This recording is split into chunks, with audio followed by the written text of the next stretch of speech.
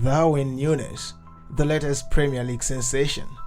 The news of his heroics for Benfica in the 2021-2022 season traveled east, west, north and south, and like hungry lions, these Premier League giants pounced on him.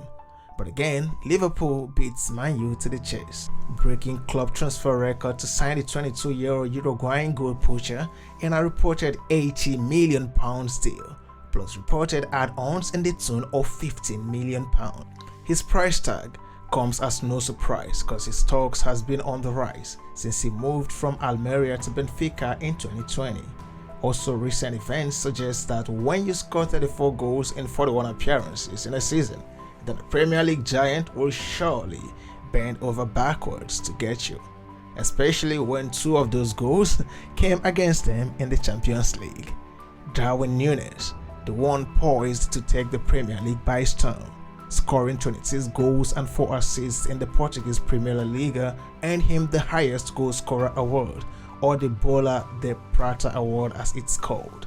To me, winning the Bola de Prata award simply means that this young man is a certified baller. Now let's cut to the chase. Darwin Nunez, a proven talent with a great prospect, yes, but not more proven than Mo Salah, Diogo Jota, Roberto Firmino, Luis Diaz or even Sadio Mane, who seem to be on the next flight to Bayern Munich. So why did Liverpool pay so much for him? In other words, why did Liverpool sign Darwin Nunez?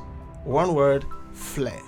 Flair, defined by dictionary.com as a natural talent, aptitude or ability, smartness of style. In hunting, flair is regarded as that sense of smell, that killer instinct. You will agree with me that the modern day striker is akin to a hunter and that the modern day Premier League is nothing less of a jungle.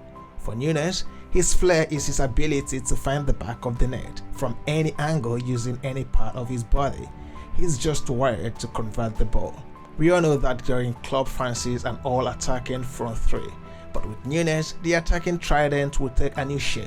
Over the past few seasons, Klopp's front three had this shape, with the central striker dropping a little deep, but Nunez will change the structure to a more protruding central striker, with Nunez playing as a dedicated out-and-out striker. After my personal assessment of Nunez, I liken him to this guy, Thierry Henry, 4-time EPL highest goal scorer of the season. Like Henry, Nunez just wants to score, not assist, even though he is good with his feet and joins build-up play, but his mentality is to run defenders down, drag the keeper to his left and bury the ball in the far right of the post, the old school Thierry Henry style. He's just a complete striker who can score with his head and is also good with both feet. This guy is trained to pull the trigger from both inside and outside the 18-yard box. He is that leader. Yes, I can assure you that what you've heard of him is not just hype. Just get the ball to him and watch him perform his magic. Klopp signed Nunez to win games, but ultimately Nunez is a gladiator brought in to spearhead the battle against Manchester City, because the only way Klopp will beat Manchester City's Guardiola to the title next season is to outscore them, at the expense of other EPL teams though. Like the African proverb goes, when two elephants fight, the grass suffers.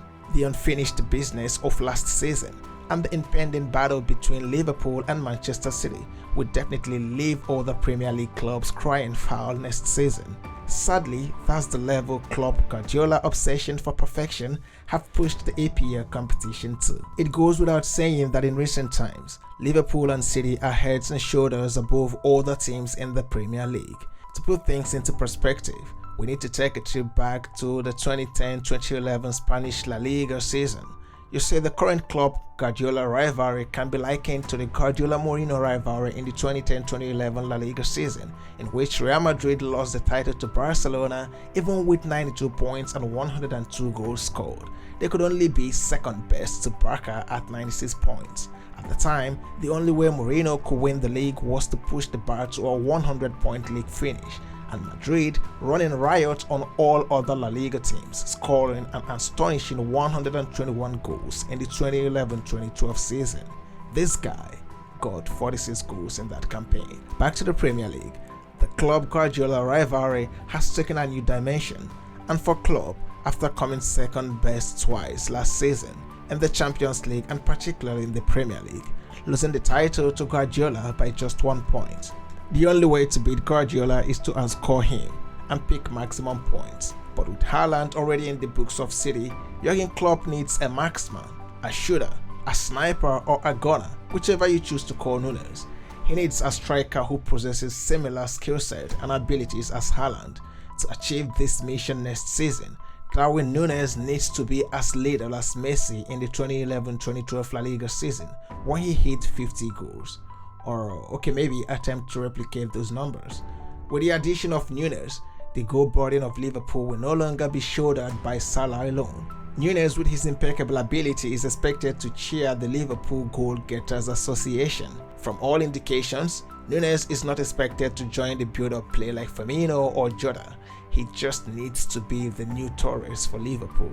With Klopp's new system and his style of play, Nunez needs to be to Klopp what Lewandowski was to him in 2012, a ruthless finisher.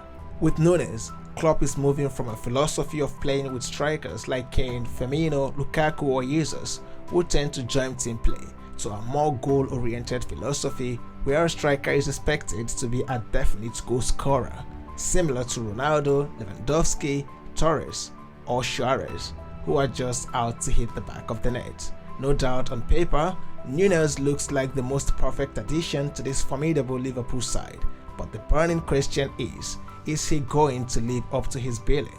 At £80 million, Nunez is expected to bring instant impact, because we have also seen some big money signings fail to hit the ground running in the EPL. Notably, some club record signings. Arsenal's NICOLAS Pepe signed for a whopping £72 million. Tottenham's Tanguy Ndombele, brought in for £63 million, failed to make instant impact, while Romelu Lukaku has only been a shadow of himself since his £100 million return to Chelsea.